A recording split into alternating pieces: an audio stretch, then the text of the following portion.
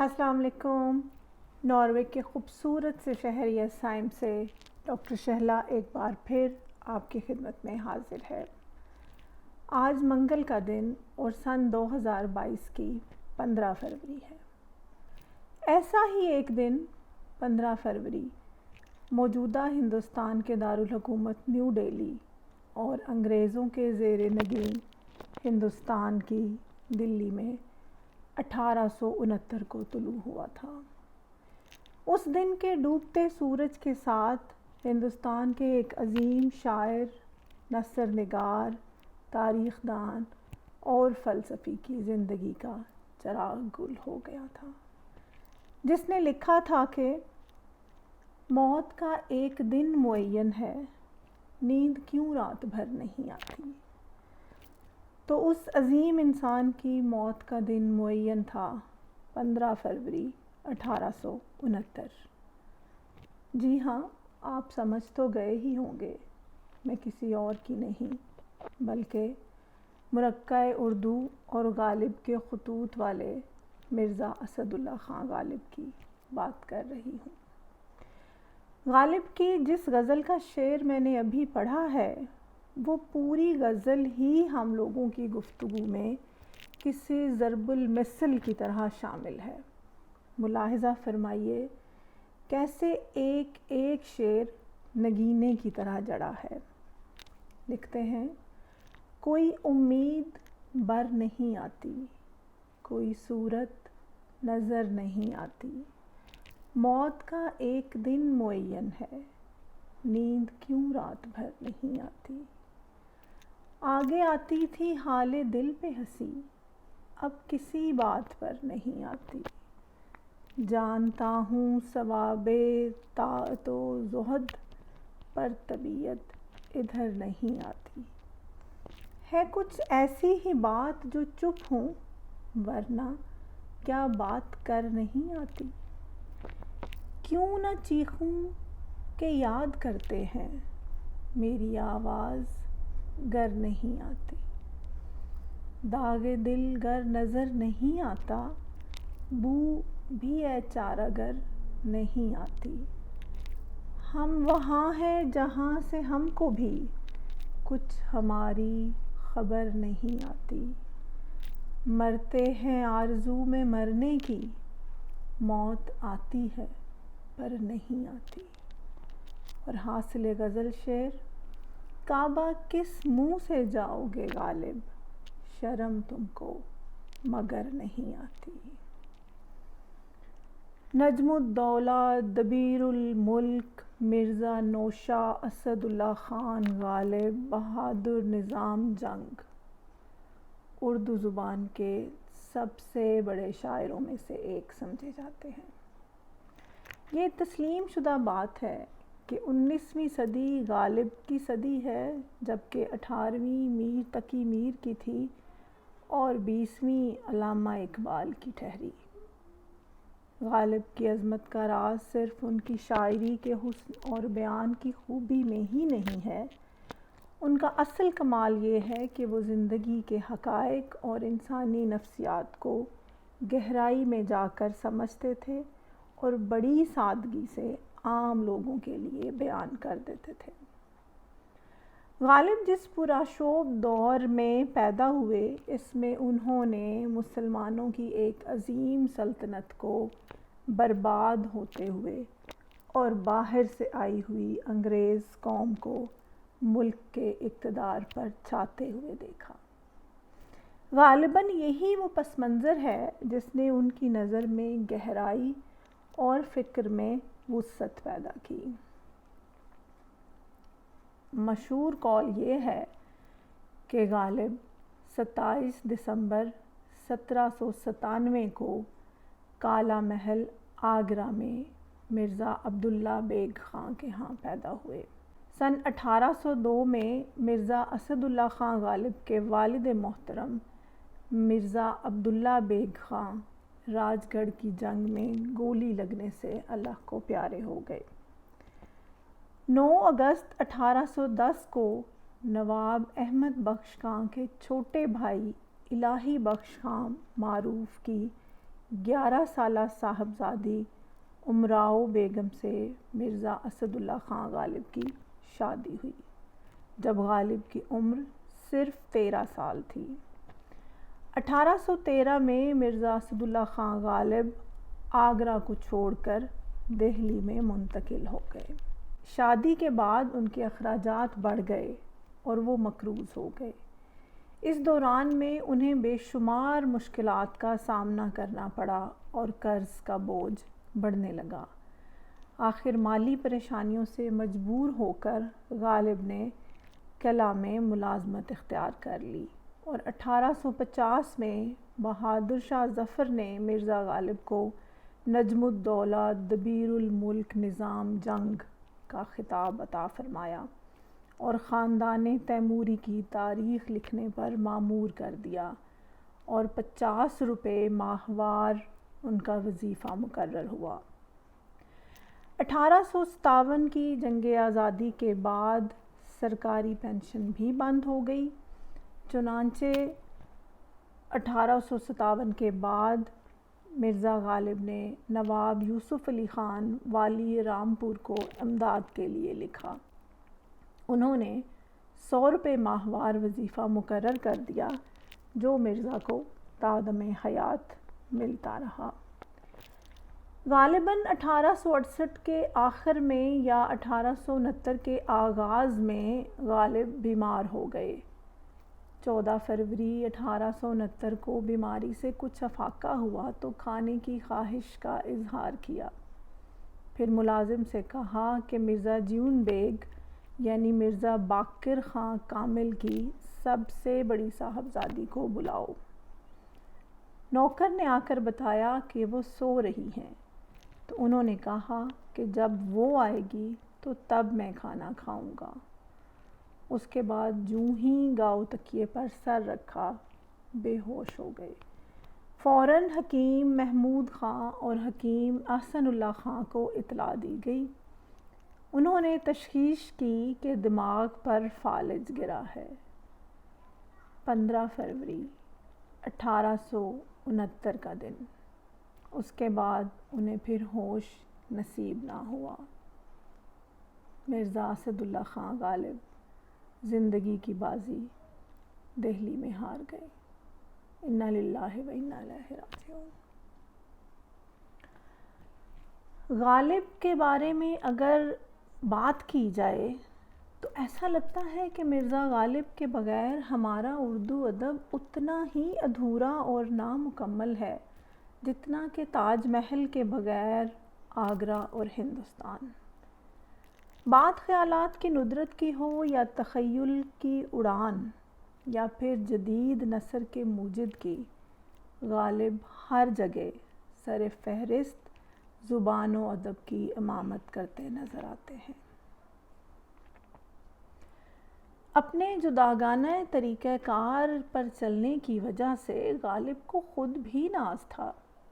یہی وجہ ہے کہ وہ اس بات کو خود اپنے منہ سے اس طرح سے کہتے ہیں اور بھی دنیا میں سخنور بہت اچھے ہیں اور بھی دنیا میں سخنور بہت اچھے، کہتے ہیں کہ غالب کا ہے انداز بیاں اور۔ قابل ذکر یہ ہے کہ غالب کو اپنی فارسی شاعری پہ بے حد ناز تھا، لیکن ان کی مقبولیت کا باعث ان کا اردو میں چھپا ہوا دیوان غالب بنا۔ اس دیوان کی بدولت آج وہ اردو زبان ہی نہیں بلکہ دنیا کی دوسری زبانوں کے شعراء پر بھی فوقیت اور برتری حاصل کیے ہوئے ہیں۔ غالب کو اس بات کا اچھی طرح سے احساس تھا کہ اللہ تعالیٰ نے جو عقل سلیم اور تصوفانہ طبیعت و صلاحیت انہیں عطا کی ہے، اگر وہ اس کا صحیح طریقے سے یعنی اللہ کے بتائے ہوئے احکام کے مطابق استعمال کرتے تو آج وہ یقیناً ولی کی حیثیت میں ہوتے۔ خود ہی لکھتے ہیں، یہ مسائل تصوف یہ تیرا بیان غالب، یہ مسائل تصوف یہ تیرا بیان غالب، تجھے ہم ولی سمجھتے جو نہ بادہ خار ہوتا۔ غالب کے کچھ ایسے اشعار بھی ہیں جن میں وہ صحابہ کرام رضی اللہ تعالیٰ عنہم کی سوچ اور فکر کا پہرا دیتے ہوئے دکھائی دیتے ہیں، جیسے کہ حضرت ابوبکر صدیق حضور صلی اللہ علیہ وآلہ وسلم نے ان کی زندگی میں ہی انہیں عشرۂ مبشرہ میں شامل کر دیا تھا، یعنی انہیں جنت کی بشارت دے دی تھی، لیکن اس کے باوجود وہ اللہ کے سامنے پیش ہونے سے اتنے زیادہ ڈرتے تھے کہ کبھی وہ اپنے آپ کو گھاس کا تنکا سمجھنا چاہتے تھے، تو کبھی کوئی درخت، تو کبھی کوئی پرندہ جو کھائے پیے موج کرے لیکن اس کو اللہ کے سامنے حساب نہ دینا پڑے۔ تو اس قسم کے خیالات کی ترجمانی غالب نے اپنے اس شعر میں کچھ اس طرح سے کی ہے: نہ تھا کچھ تو خدا تھا، کچھ نہ ہوتا تو خدا ہوتا، ڈبویا مجھ کو ہونے نے، نہ ہوتا میں تو کیا ہوتا۔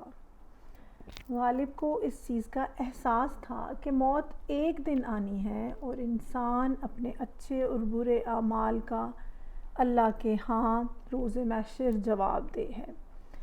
یہی وجہ ہے کہ اپنے وجود پہ پچھتاوے کا اظہار کرتے ہیں اور کہتے ہیں کہ جب دنیا میں کچھ نہیں تھا تو خدا تھا، اور اگر یہ دنیا کی سبھی چیزیں نہ ہوتی تب بھی خدا کی واحد ذات تو ہمیشہ سے تھی اور ہے، لیکن میرے ہونے نے گویا مجھے ہلاکت میں ڈال دیا ہے۔ اگر میں دنیا میں پیدا نہ ہوتا تو روز جزا میں حساب کتاب دینے سے بچ جاتا۔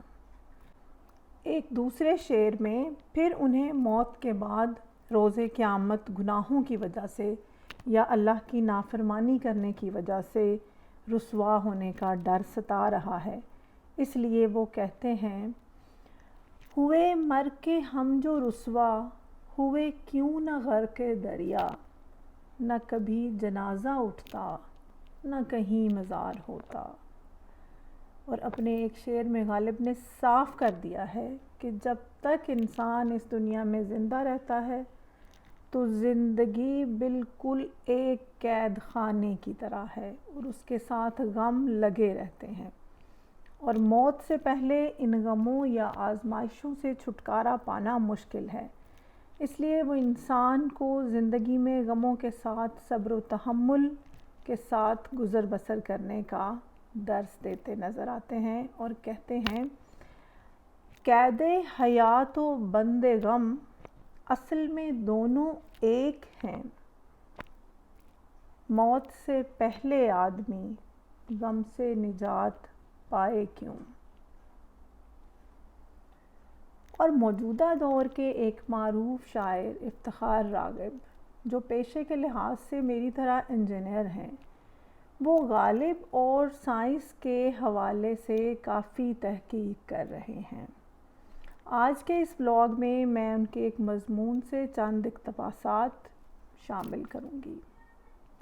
اس سلسلے میں اتنا بتاتی چلوں کہ غالب کی شاعری میں سائنسی مضامین کے حوالے سے میں خود بھی ایک تحقیق کر رہی ہوں، جس کے نتائج تحریری اور بصری شکل میں جلد ہی منظر عام پر آئیں گے۔ اس سلسلے میں ناروے کی اردو ویب سائٹ urdufalak.net پر بھی لکھوں گی انشاءاللہ تعالیٰ، اور ولاگز تو ہیں ہی، اور اس کے ساتھ کتابی شکل میں اشاعت کا بھی ارادہ ہے۔ اردو میں موجود علم و حکمت کے ان خزانوں کو از سر نو مرتب کر کے اور ان کی تشریح کر کے نئی نسل کو ان سے مستفید اور مستفیض ہونے کا موقع فراہم کرنا ہماری نسل کے لوگوں کے لیے بڑے اعزاز اور سعادت کی بات ہوگی انشاءاللہ تعالیٰ بفضلہ العزیز۔ افتخار راغب اپنے مضمون میں لکھتے ہیں کہ سائنسی موضوعات کی عکاسی کرنے والے غالب کے اشعار کی جب بات آتی ہے تو لوگ نہ صرف حیران ہوتے ہیں بلکہ بعض اپنی کفل بند سوچ کے سبب تسلیم کرنے سے بھی انکار کر دیتے ہیں، حالانکہ یہ کوئی نئی بات نہیں ہے۔ بہت سارے شارحین غالب نے اس کا ذکر کیا ہے، بعض نے ایسے شعروں کو فلسفیانہ اور حکیمانہ وغیرہ کہا ہے، تو بعض ایسے بھی ہیں جنہوں نے بہت واضح الفاظ میں لکھا ہے کہ غالب نے اس شعر میں سائنسی اصول کو شعری پیکر میں بند کر دیا ہے، اور اس کا اعتراف دیگر ماہرین نے بھی اپنے اپنے انداز میں کیا ہے، لیکن بات بہت کھل کر نہیں ہو سکی ہے، یا اس پہلو پر خاطر خواہ توجہ نہیں دی گئی ہے۔ شاید اس کا سبب اہل ادب اور اہل سائنس کے انداز فکر و نظریات میں فرق ہے۔ اہل ادب جن کو شعر و سخن پر اجارہ داری ہے، عام طور سے سائنسی رموز و علائم سے ناآشنا ہوتے ہیں، تو سائنس سے متعلق افراد کو شعر و ادب میں کوئی خاص دلچسپی نہیں ہوتی۔ پھر بھی اس موضوع پر کھل کر گفتگو ہونے لگی ہے اب، چنانچہ گزشتہ 2 دہائیوں میں اس تعلق سے کچھ کتابیں بھی منظر عام پر آئی ہیں، جن میں بہار سے تعلق رکھنے والے محمد مستقیم کی 2 کتابیں، غالب ایک سائنسدان اور غالب کی نئی دنیا، اور حیدرآباد دکن سے وہاب کیسر کی کتاب سائنس اور غالب بہت اہم ہیں اور اس بت کو توڑتی ہوئی محسوس ہوتی ہیں۔ محمد مستقیم نے فارسی اشعار پر بھی گفتگو فرمائی ہے، ساتھ ہی سائنسدانوں کا مختصر تعارف اور ان کے کارناموں کا بھی ذکر کیا ہے۔ دہلی کالج کے ایک استاد رام چندر سے غالب کی دوستی، جو اردو میں سائنسی مضامین پڑھاتے تھے، کے ذکر کے علاوہ ابتدائی زمانے میں غالب کی ایرانی آتش پرست استاد عبدالصمد کے ذریعے قدیم نظریہ اضافیت وغیرہ کی تعلیم حاصل کرنے کا بھی ذکر کیا ہے، جو آتش پرستوں کی میراث تھی۔ آئیے بعض اشعار غالب میں سائنسی مضامین کے ذرات کی تابانی پر ایک سرسری نظر ڈالتے ہیں۔ ایٹم کو اردو میں ذرہ کہتے ہیں۔ غالب کی شاعری میں جگہ جگہ ذرے کا ذکر ملتا ہے۔ ایٹم بم کے وجود میں آنے کے بعد خواہ ایٹم کے مثبت استعمال سے واقفیت صفر ہی کیوں نہ ہو، آج ہر شخص اس بات سے واقف ہے کہ ایٹم میں کیسا حشر برپا کرنے کی صلاحیت ہے۔ اس سلسلے میں دیکھیے غالب کیا کہتے ہیں۔ غالب لکھتے ہیں، اب منتظر شوق قیامت نہیں غالب، دنیا کے ہر ایک ذرے میں ایک حشر برپا ہے۔ ایک اور جگہ پر کہتے ہیں، کچھ نہ کی اپنے جنون نارسا نے ورنہ یا ذرہ ذرہ روکش خورشید عالم تاب تھا۔ یعنی اپنے بے اثر جنون نے کوئی کارنامہ نہیں کیا، ورنہ یہاں پر ہر ایک ایٹم میں اتنی توانائی تھی کہ وہ دنیا کو جگمگانے والے سورج کا مقابلہ کر سکتا تھا یا اس کا حریف ثابت ہو سکتا تھا۔ اور اس شعر میں اہل مشرق کی سائنس سے دوری کا ماتم کیا گیا ہے۔ جیسا کہ ہم سب جانتے ہیں کہ رفتار یا ویلوسٹی بھی ایک ریلیٹیو ٹرم ہے، اور ہمیں ہر چیز کی رفتار معلوم کرنے کے لیے دوسری چیز کا سہارا لینا پڑتا ہے۔ جہاز میں بیٹھے مسافر ایک دوسرے کے مقابلے میں رکے ہوئے معلوم ہوتے ہیں۔ کھڑکی سے باہر نہ جھانکیں تو انہیں کبھی پتہ نہیں چلے گا کہ جہاز محو سفر ہے۔ جہاز کی رفتار کا اندازہ اس کے باہر کی دنیا سے ہی لگایا جا سکتا ہے۔ اسی طرح سے 2 گاڑیاں اگر ایک ہی رفتار سے چل رہی ہیں تو وہ ایک دوسرے کو رکی ہوئی معلوم ہوں گی۔ غالب نے اس بات کو کس طرح بیان کیا ہے، غور فرمائیے۔ متقابل ہے مقابل میرا، متقابل ہے مقابل میرا، رک گئی دیکھ روانی میری۔ یعنی میرا مقابل یا حریف میرے متقابل یا میرے آمنے سامنے یا برابر ہو گیا ہے، لہٰذا دیکھ لو کہ میری روانی رک گئی ہے اور محسوس ہو رہا ہے کہ میری کوئی سپیڈ نہیں ہے۔ ایک اور شعر میں کہتے ہیں، ہر قدم دوری منزل ہے نمایاں مجھ سے، میری رفتار سے بھاگے ہے بیاباں مجھ سے۔ اب یہاں یہ کیا کہہ رہے ہیں کہ ہر قدم پر جو میری منزل کی دوری ہے وہ میرے اوپر واضح تر ہوتی جا رہی ہے، کیونکہ جس رفتار سے میں چل رہا ہوں اسی رفتار سے میری منزل یا بیاباں مجھ سے دور بھاگی جا رہا ہے۔ گویا دونوں فاصلے ہمیشہ برابر ہیں تو کبھی بھی یہ دوری ختم نہیں ہوگی۔ اسی طرح سے ویو انرجی اور تھرمل انرجی کے بارے میں غالب کے یہ 4 مصرعے ملاحظہ فرمائیے۔ تو آب سے گر سلب کرے طاقت سیلاں، تو آگ سے گر دفع کرے تاب شرارت، ڈھونڈے نہ ملے موجائے دریا میں روانی، باقی نہ رہے آتش سوزاں میں حرارت۔ اس کا مطلب یہ ہوا کہ اگر پانی سے ہم نے ویو انرجی نکال لی اور آگ میں سے ہم نے تھرمل انرجی نکال لی تو ان میں سے انرجی ختم ہو جائے گی۔ تو یہ باتیں غالب کس زمانے میں کر رہے ہیں جب ابھی ان چیزوں کے بارے میں کوئی تصور بھی نہیں تھا۔ اسی طرح سائنس کے مطابق یہ کائنات مسلسل پھیل رہی ہے، یعنی آرائش میں محو ہے اور نئے نئے ستارے وجود میں آ رہے ہیں، اور غالب اس سلسلے میں کہتے ہیں زمانہ عہد میں اس کے ہے محو آرائش، بنیں گے اور ستارے اب آسماں کے لیے۔ اور کائنات کی وسعت بیان کرتے ہوئے غالب کچھ یوں کہتے ہیں، نہ پوچھ وسعت میں خانہ جنوں غالب، جہاں یہ کاسہ گردوں ہے ایک خاک انداز۔ اس شعر میں غالب یہ کہنا چاہ رہے ہیں کہ ایک سائنس ریسرچ کرنے والے بندے کے لیے جو پاگلوں کی طرح دیکھ رہا ہے دنیا کو، اس کے لیے یہ پورے کا پورا آسمان ایک ڈسٹ بن جتنا ہے، اس سے زیادہ بڑا نہیں ہے۔